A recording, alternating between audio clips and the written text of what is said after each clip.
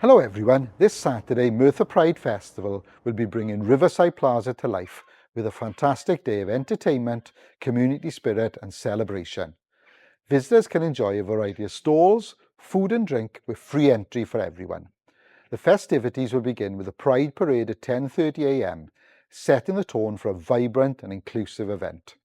Whether you come in to support, celebrate or simply enjoy the atmosphere, we look forward to welcoming you to Merthyr Pride.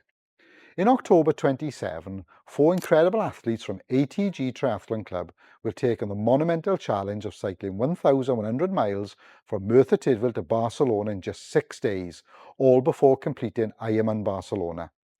The boys are completing this challenge to support Greenfield Special School, raising vital funds for a new, accessible school minibus. If you're able to support these incredible athletes, no matter how big or small of a donation, you'll be helping create opportunities that will have a positive impact on one of our local schools. Good luck, boys. As you know, Tour de France and Tour de France Frem avec Swift is coming to Great Britain. But did you know that you can volunteer to be involved with all the action?